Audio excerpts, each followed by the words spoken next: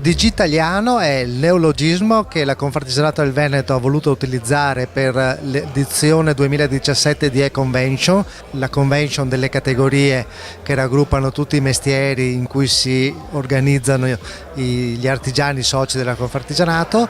e si è parlato di come la digitalizzazione, internet e tutte le nuove tecnologie fino alla robotica e alle stampanti 3D possono impattare in settori anche delle piccole imprese. Le piccole imprese sembrano essere un partner ideale anche per queste nuove opportunità, perché sono comunque delle imprese che sanno fare ma che sanno anche applicare tutto quello di nuovo che gli può permettere di guardare il mondo in maniera diversa. Il dibattito è stato ampio, sono state intervistate persone importanti di Microsoft, di Open Fiber, la Regione Veneto, ma soprattutto è stato portato anche ad esempio casi specifici di imprese che con il digitale hanno già realizzato e migliorato il loro modo di fare, ma che hanno trovato dei problemi, e a questi problemi si cercherà di dare delle risposte.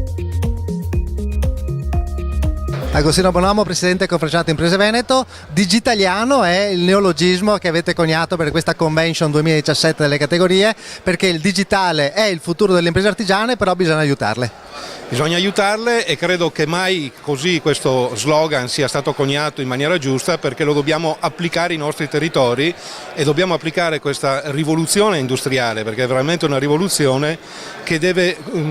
entrare in tutte le nostre aziende. Non c'è categoria che non possa beneficiare del miglioramento tecnologico e dell'innovazione digitale, perché chi non lo farà rimarrà fuori dai mercati, però lo dobbiamo fare calato sulle nostre piccole imprese. Oggi facciamo anche il punto per capire come e dove possono esserci difficoltà nell'applicazione dei benefici che il governo ha messo in campo, e appunto è un momento di riflessione, ma soprattutto per risolvere questo problema, affinché le imprese arrivino proprio ad utilizzare questi strumenti. La Confartigianato ha un ruolo importante però in questo. Confartigianato ha un ruolo perché statutariamente deve far crescere quella che è la cultura delle imprese e deve portare proprio alla portata della piccola impresa tutto ciò che può migliorare appunto le performance delle imprese. Le imprese venete artigiane sembrano essere forti nel digitale, cioè ci sono numeri importanti, dall'altra parte però l'infrastruttura della rete della banda invece sembra essere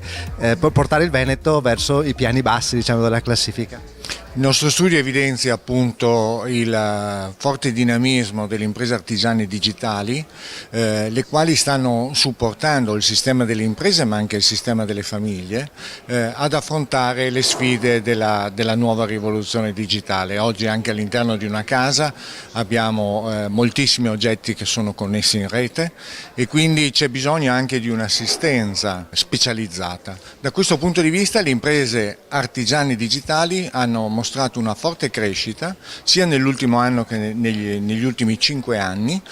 maggiore della media nazionale. È una vera e propria carica dei 1000, perché si tratta di 1000 imprese che operano sul territorio. Per quanto riguarda le imprese c'è da sottolineare anche un fatto perché è importante, perché la digitalizzazione delle relazioni sia a monte che a valle dell'impresa espone anche l'impresa stessa ad attacchi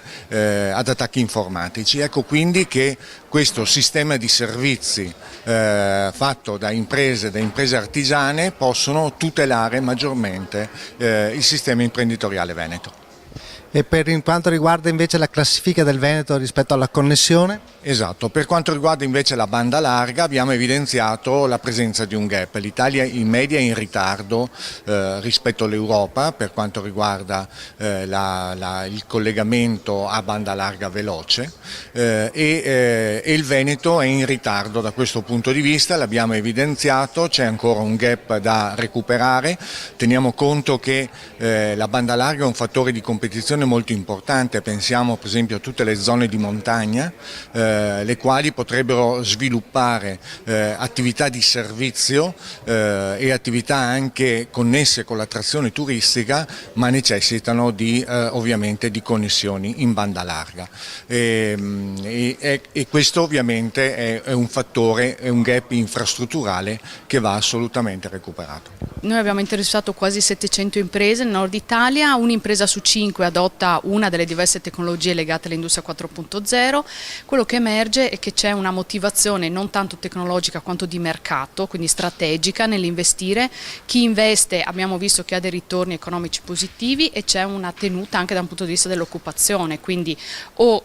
mantengono l'occupazione o addirittura la aumentano, e chi invece non ha investito sul fronte, diciamo, dell'industria 4.0 lo fa soprattutto perché forse non ha ancora compreso quali sono i motivi, quali sono le opportunità e i risultati. Quel 20% di imprese che ha fatto questo salto, questo investimento, ha ottenuto non soltanto risultati di performance ma ha anche migliorato il rapporto col mercato, il servizio al cliente, è diventato più efficiente e anche aumentato da un punto di vista la produttività.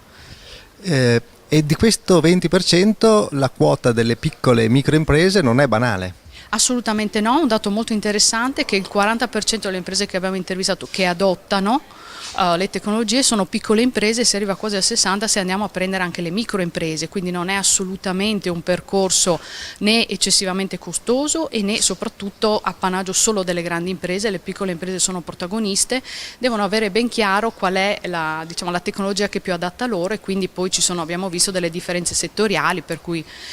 magari l'Orafo utilizza tecnologie legate al 3D printing e magari chi lavora nel mobile tecnologie più legate all'automazione o alla robotica. La Regione Veneto è indietro rispetto alla banda larga, però i progetti della Regione sulla banda ultralarga, che stanno proprio partendo in questi giorni e sono stati pensati tempo fa, sono forse un aspetto importante che possono portare di colpo la Regione Veneto da posizioni basse a posizioni alte nella classifica.